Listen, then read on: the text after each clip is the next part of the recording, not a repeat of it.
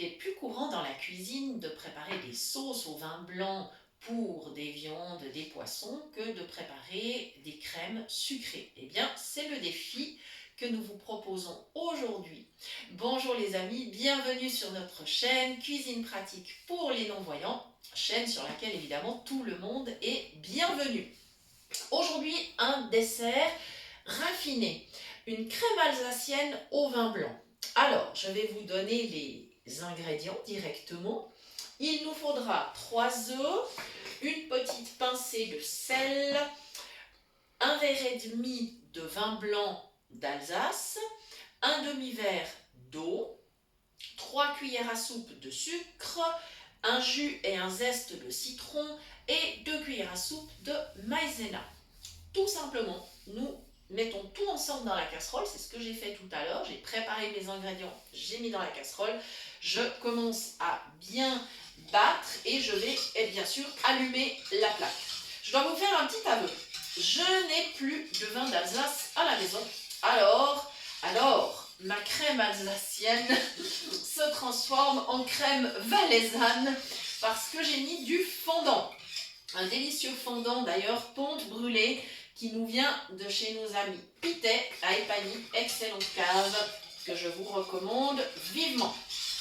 Voilà, on leur fait un petit clin d'œil parce qu'on sait qu'ils nous suivent très régulièrement sur la chaîne, donc merci à eux. Voilà, donc maintenant la plaque est allumée, on va faire attention de ne pas mettre un feu trop vif, alors il faut bien laisser démarrer, ça c'est évident. Voilà, c'est très simple parce que tout se mélange en même temps. Il n'y a pas plusieurs étapes. Ça va être vraiment quelque chose qui se prépare vraiment tout en même temps dans la casserole. Ça nous facilite la vie vraiment. Voilà. Et maintenant, il va falloir remuer sans cesse. Ça, c'est comme toujours quand on fait des crèmes avec des œufs. C'est d'attendre que ça épaississe. Et au moment où ça va épaissir, eh bien, on sortira du feu. On a une boîte hermétique Tupperware qui est déjà prête et on mettra notre crème à refroidir et ensuite on la mettra au frigo. Nous la dégusterons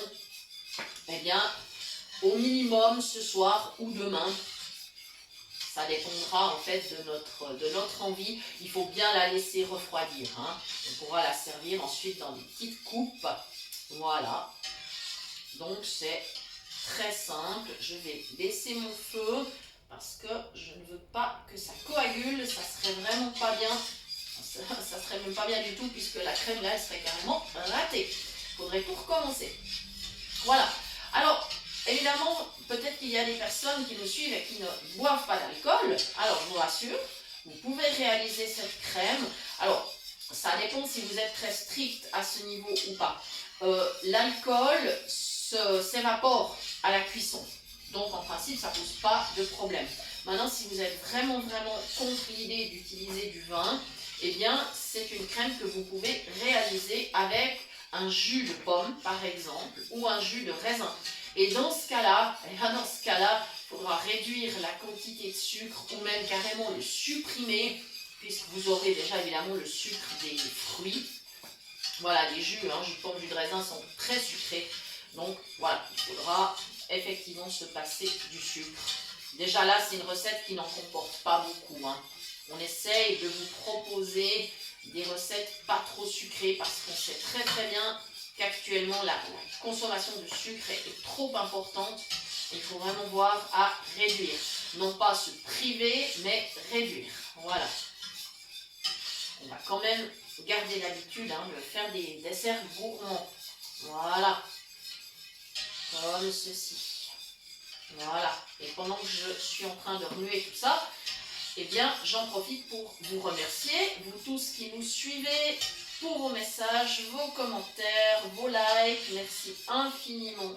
On est toujours ravis de vous lire ou de vous entendre. Ça nous fait un immense plaisir. Merci à tous ceux qui repartagent également notre travail. Et un petit clin d'œil aussi à la station Génération Web, station de radio, donc sur le net. Une équipe fort sympathique avec qui nous avions fait une émission en octobre dernier. Enfin, c'est plutôt eux qui ont fait une émission avec nous parce qu'ils nous ont invités. Voilà. Donc, c'était très aimable de leur part. Et je vous conseille d'aller faire un petit tour parce qu'ils ont vraiment toujours des playlists hyper sympas. En plus, vous pouvez leur demander les titres de votre choix. Il y a des émissions où vous pouvez vraiment demander qu'on vous passe les chansons que vous préférez. Donc voilà, n'hésitez pas. Voilà. C'est une station de radio d'ailleurs où plusieurs personnes non-voyantes travaillent. Donc voilà, on se permet de les soutenir aussi puisque eux nous soutiennent également. C'est ce qu'on appelle un échange de bons procédés. Voilà. Voilà, ça va gentiment épaissir.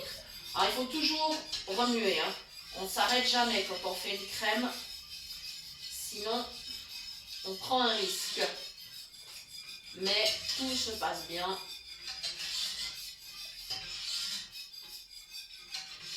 Voilà, je vous propose de faire une toute petite pause parce que là, effectivement, ça n'a pas trop d'intérêt. On va se retrouver dans un petit instant.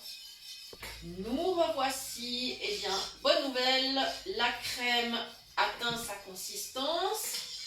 Ça, c'est très bien, je suis très contente. J'arrête le feu. Il ne faut pas que j'aille plus loin.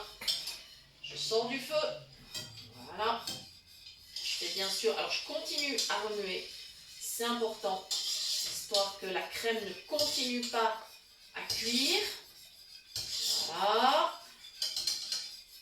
Et là, on va aller la verser dans le tupper. Voilà, ouais, la consistance est bien. Alors, ça a pris un petit peu de temps quand même. Bien 5 minutes. Mais évidemment, le vin blanc, c'est quelque chose qui est beaucoup plus liquide que par exemple une crème. Enfin voilà, je veux dire après, c'est quelque chose qui met plus de temps à épaissir. Donc c'est tout à fait normal. Voilà, si vous faites une crème pâtissière, par exemple, avec le lait ou même de la crème, ça va épaissir plus vite. Là, il faut un petit peu plus de temps, ce qui n'est absolument pas grave. Voilà. Là, on est OK. Alors, il faut que je prenne la maryse, donc c'est-à-dire la spatule en caoutchouc. Et alors, petite acrobatie, j'attrape ma casserole. Je vais aller mettre le fouet dans l'évier parce qu'il va partir à la vaisselle. Ah. Comme ça, je ne mets pas de la crème partout. J'ai mon tupper qui est prêt. Voilà. Alors, attention. Là, il faut que je le maintienne d'une main. Hein. C'est nécessaire parce que j'ai pas envie de le faire verser en fait quand je vais mettre la crème. Et maintenant, je positionne ma casserole. Je fais très attention. De toute façon, si je suis pas juste, hein, on va entendre le grand chef. Hein. Il va se manifester, je vous garantis. Bon, comme il dit rien, je pense que c'est bon. Ça a quand même failli glisser. C'est bon. Ça déborde pas, c'est magnifique. Je racle avec la maryse, je pense qu'on est OK. Et voilà, j'ai laissé un petit peu refroidir. Il ne faut pas mettre un plat chaud dans le frigo, hein. C'est pas bien pour le frigo. Voilà. Et donc, je vais la laisser refroidir un peu. Et ensuite, elle part au frigo. Voilà, dès qu'elle aura tiédi, après, ça ira bien. Voilà. Et bien, ça y est. Alors, je vous rappelle que vous pouvez nous retrouver, bien sûr, sur la chaîne, très régulièrement avec de nouvelles vidéos. Mais également sur notre page Facebook qui porte le même nom que la chaîne. Et vous pouvez bien sûr toujours nous écrire sur notre adresse mail cuisinepratique@mail.ch et nous vous répondrons en général dans un délai de 2 à 3 jours. Voilà, merci les amis d'avoir suivi cette recette. Nous espérons que vous aurez beaucoup de plaisir à la préparer. Faites-nous part des variantes que vous avez faites, c'est-à-dire si vous avez utilisé le vin blanc, quel vin blanc ou du jus de fruits ou autre. Eh bien, faites-nous part de vos expériences, ça nous fera très très très plaisir. Merci à tous, à très bientôt pour de nouvelles idées cuisine.